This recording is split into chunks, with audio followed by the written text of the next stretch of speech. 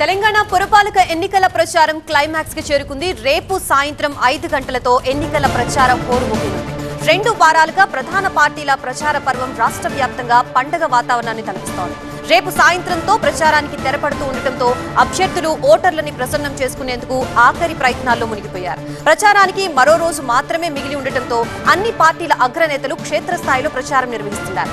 రోజుకి 5 నుంచి 6 మున్సిపాలిటీని చుట్టేస్తూ సుడిగాలి ప్రచారంతో ఓటర్లని ఆకర్షించే ప్రయత్నం చేస్తున్నారు. సీఎం రేవంత్ రెడ్డి బహిరంగ సభల ద్వారా కాంగ్రెస్ ఎన్నికల ప్రచారంలో పాల్గొంటున్నారు. మంత్రులు, కాంగ్రెస్ ఎమ్మెల్యేలు రోడ్ షోలు, సుడిగాలి పర్యటనలతో ప్రచారం చేస్తున్నారు. బీఆర్ఎస్ తరపున కేటీఆర్, హరీష్ రావు రాష్ట్ర వ్యాప్తంగా ప్రచారం నిర్వహిస్తున్నారు.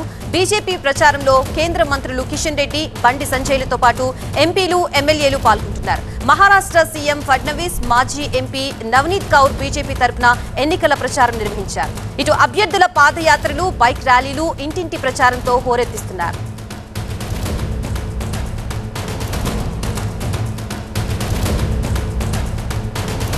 మున్సిపల్ ఎన్నికల ప్రచారం రేపటితో ముగినుండటంతో నేతల స్కెడ్యూల్ ఏ విధంగా ఉంది, ఎక్కడెక్కడ ఏ ప్రచార సభలో వాళ్ళు పాల్గొంటున్నారు, పూర్తి అప్డేట్స్ అందించడానికి మా ప్రతినిధి ఎలెందర్ సిద్ధంగా ఉన్నారు. ఎలెందర్,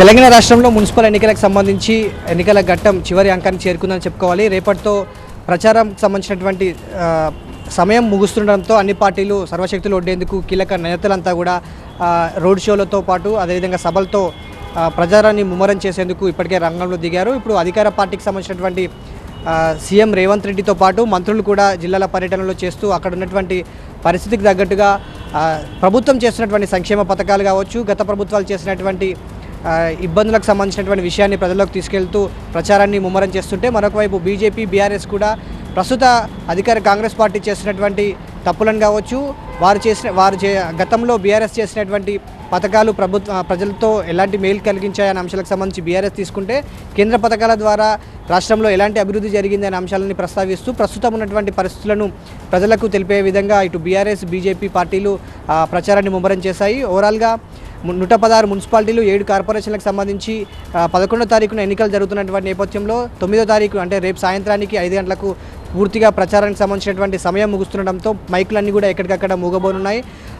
దీనికి సంబంధించి ఇప్పటికే ఎన్నికల నిర్వహణకు సంబంధించి ఎన్నికల కమిషన్ పూర్తిగా ఏర్పాట్లు చేస్తున్నటువంటి నేపథ్యంలో ప్రచారానికి సంబంధించి ఎవరికి వారు తమ పోటీలో తమ ప్రాతినిధ్యం కావచ్చు, తమ సీట్ల సంఖ్యను పెంచుకునేందుకు 3 పార్టీలు కూడా సీరియస్గా ప్రచారాన్ని ముమ్మరం చేసినటువంటి పరిస్థితే కనిపిస్తుంది. ఇటు గతంలో రీసెంట్గా జరిగినటువంటి గ్రామ పంచాయతీ ఎన్నికలకు సంబంధించి కూడా కాంగ్రెస్ పార్టీ అధిక సంఖ్యలో సీట్లు సంపాదించినటువంటి నేపథ్యంలో వచ్చినటువంటి బూస్ట్తోనే ఈ మున్సిపల్ ఎన్నికల్లో కూడా వీలైనంత ఎక్కువ సీట్లు క్లీన్ స్వీప్ చేసే విధంగా కాంగ్రెస్ అధికార పార్టీ ఆలోచిస్తుంటే, బీఆర్ఎస్ వచ్చినటువంటి మెజారిటీ సీట్స్ ఏవైతే ఉన్నాయో వాటికి తగ్గట్టుగానే ఆ ప్రాంతాలతో పాటు మిగతా ప్రాంతాల్లో మున్సిపాలిటీల్లో మరిన్ని సీట్లు సంపాదించాలనేది బీఆర్ఎస్ ఆలోచిస్తోంది. దానికి తగ్గట్టుగానే ప్రతివ్యూహాలు చేస్తూ పూర్తిగా అధికార కాంగ్రెస్ చేసినటువంటి విషయాన్ని ప్రజల్లోకి తీసుకెళ్లే విధంగా ప్రచారంలో సీరియస్గా ముందుకెళ్తున్నటువంటి పరిస్థితి. సో ఓవరాల్గా రేపటి సాయంత్రంతో ముగుస్తున్నటువంటి ఎన్నికల ప్రచారానికి సంబంధించి